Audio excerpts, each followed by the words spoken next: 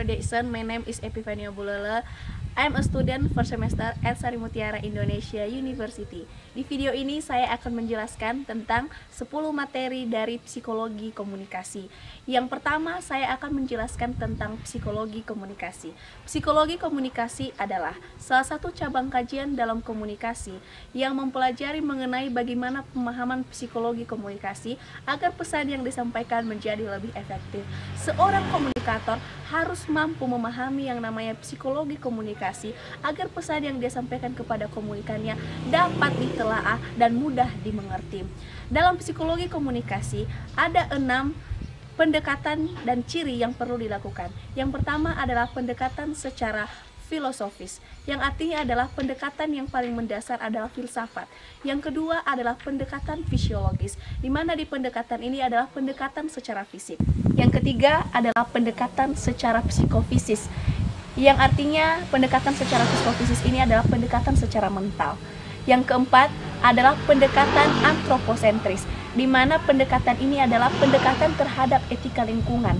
Yang kelima adalah pendekatan fungsional, di mana pendekatan fungsional ini adalah pendekatan di mana dia terhadap lingkungannya, orang tersebut terhadap lingkungannya bagaimana. Yang keenam adalah pendekatan sains, yang maksudnya pendekatan sains ini adalah seseorang yang sistematis, dia yang mampu menyesuaikan dengan lingkungannya. Nah, dalam psikologi komunikasi, seorang komunikator harus mampu memahami keenam pendekatan ini, sehingga nanti informasi dan berita yang ia sampaikan kepada komunikannya menjadi lebih efektif. Pada materi kedua ini, saya akan menjelaskan tentang karakteristik manusia komunikasi. Karakteristik manusia komunikasi itu adalah sifat daripada komunikan. Nah, karakteristik manusia komunikasi ini saling berhubungan dengan yang namanya psikologi komunikasi. Fungsi dari psikologi komunikasi itu sebenarnya ada 4. Yang pertama adalah mengenal diri sendiri. Yang kedua adalah berkomunikasi dengan orang lain. Yang ketiga adalah mengenal dan mengelola interaksi dengan orang lain. Dan yang keempat adalah membangun komunitas. Nah, fungsi dari psikologi komunikasi ini bukan hanya dalam diri kita, tetapi orang di selingkungan kita, orang yang sedang berkomunikasi dengan kita. Kita dapat membentuk diri dan kita juga dapat berinteraksi dengan orang lain. Makanya penting sekali di dalam komunikasi, pemahaman yang namanya psikologi komunikasi. Pada psikologi komunikasi ada 4 konsep. Yang pertama adalah konsep psikoanalisis. Konsep psikoanalisis adalah manusia sebagai makhluk yang digerakkan oleh keinginan-keinginannya sendiri.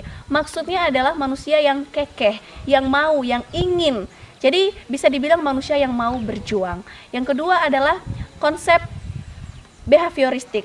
Konsep behavioristik ini adalah manusia yang mengikuti tren. Contohnya kalau hari ini mungkin musim pakai baju putih, dia pun ikut tren itu, dia pakai baju putih. Tanpa dia berpikir kalau misalnya saya memakai baju putih itu fungsinya sama saya apa. Yang ketiga adalah konsep psikologi kognitif.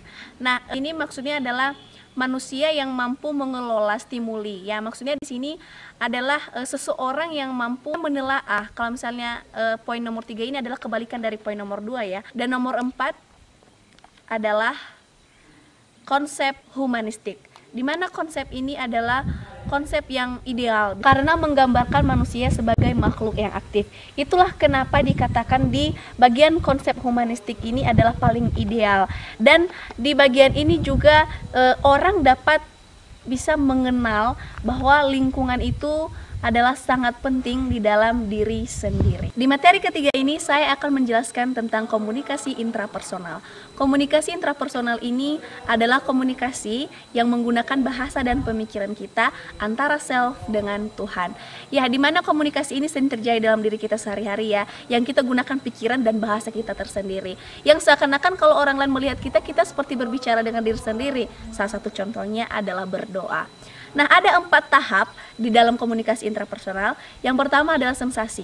Sensasi adalah awal kita menerima informasi. Di mana di dalam diri kita ketika kita menerima informasi hal yang baru, itulah yang namanya sensasi. Yang kedua adalah persepsi. Persepsi adalah pengalaman tentang suatu objek. Nah, ketika kita melihat suatu objek, kita akan mempersepsikan sesuatu. Nah, itu yang namanya persepsi. Yang ketiga adalah memori. Memori ini adalah tahap penyimpanan. Nah, setelah kita menerima informasi, setelah kita mempersepsikan sesuatu, maka kita pasti akan menyimpan sejenak dulu. Dan yang keempat adalah berpikir. Setelah kita menyimpan, berpikir ini adalah proses Dimana setelah kita menyimpannya sementara, kita pasti akan berpikir, oh ini sebenarnya apa ya maksudnya gitu. Itulah tahap-tahap dari komunikasi intrapersonal. Pada materi ke-4-8 saya akan menjelaskan tentang komunikasi interpersonal serta sistem komunikasi interpersonal. Pertama, maksud dari komunikasi interpersonal itu adalah komunikasi yang dilakukan antara satu atau dua orang. Dimana contoh dari komunikasi interpersonal ini adalah keluarga, sahabat, dan teman. Pada materi keempat, saya akan menjelaskan tentang persepsi.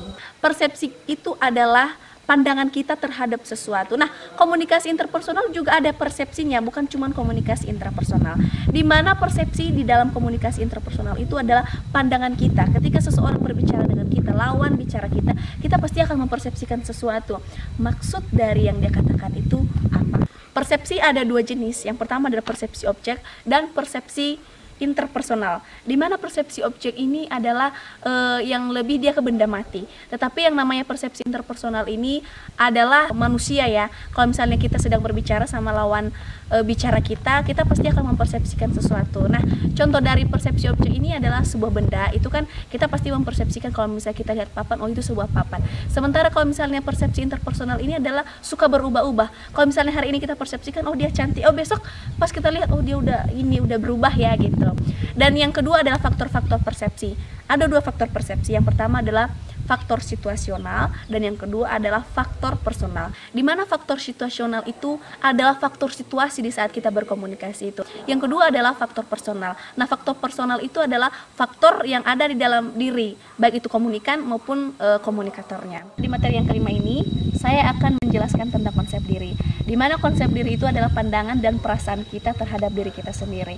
Nah, dari konsep diri ini itu adalah pandangan kita terhadap diri kita sendiri. Kalau kita berpandangan sama diri kita sendiri kita jahat, ya maka di mata orang lain kita pasti jahat.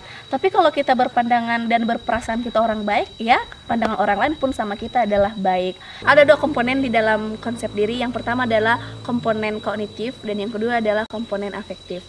Nah, komponen kognitif itu adalah keyakinan. Kita harus yakin sama diri kita sendiri. Sementara kalau misalnya komponen afektif itu adalah kepercayaan diri di dalam diri sendiri. Pengaruh konsep diri pada komunikasi interpersonal, yang pertama adalah membuka diri, yang kedua adalah sikap, yang ketiga adalah percaya diri, dan yang keempat adalah selektivitas. Keempat bagian ini adalah yang mempengaruhi konsep diri terhadap komunikasi interpersonal. Pada materi ketujuh ini saya akan menjelaskan tentang atraksi interpersonal. Atraksi interpersonal ini adalah kesukaan terhadap orang lain dan sikap positif terhadap atau daya tarik seseorang. Di mana adalah atraksi interpersonal ini sering terjadi antara seseorang yang berkomunikasi yang memiliki daya tarik dan sikap positif, sehingga komunikan yang mendengarkan informasi yang dia sampaikan itu merasa tertarik, ada daya tarik tertentu sehingga informasi yang disampaikan itu menjadi lebih baik, lebih efektif. Pada materi ke-8 ini saya akan menjelaskan tentang hubungan interpersonal. Hubungan interpersonal ini merupakan sebuah keefektifan tersampainya komunikasi yang ingin kita bangun terhadap komunikan kita.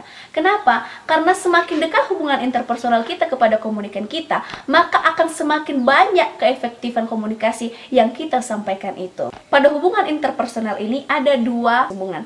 Yang pertama adalah hubungan sejak lahir dan yang kedua adalah hubungan pilihan. Di mana hubungan sejak lahir ini adalah keluarga, tetangga kita. Sementara kalau hubungan pilihan itu adalah pilihan kita sendiri. Kita mau berteman dengan siapa? Kita mau bersahabat dengan siapa? Nah, itu contohnya. Pada materi ke-9 ini, saya akan menjelaskan tentang komunikasi kelompok. Komunikasi kelompok ini adalah komunikasi antara satu atau dua orang di dalam satu kelompok dengan memiliki tujuan yang sama. Nah, kelompok ini juga ada dua jenis. Ada kelompok primer dan ada kelompok sekunder. Di mana kelompok primer itu adalah kelompok dasar ya. Ya, kelompok primer itu adalah keluarga, sahabat, teman kita, itulah kelompok primer. Sementara kalau kelompok sekunder itu seperti satu fakultas misalnya, satu kampus misalnya, itulah yang namanya kelompok sekunder. Pada materi ke-10 ini, saya akan menjelaskan tentang komunikasi organisasi. Komunikasi organisasi adalah proses menciptakan dan saling menukar pesan dalam satu jaringan hubungan yang saling tergantung satu sama lain. Nah, di dalam komunikasi organisasi ini adalah memiliki satu jaringan atau satu frekuensi. Nah, perbedaan dari komunikasi organisasi ini dengan komunikasi kelompok, kalau komunikasi kelompok mungkin tidak terlalu terstruktur ya, tapi kalau misalnya komunikasi organisasi ini adalah terstruktur dia. Demikian saja penjelasan saya tentang 10 materi dari psikologi komunikasi. Salam kenal dan salam untuk semuanya. Bye-bye.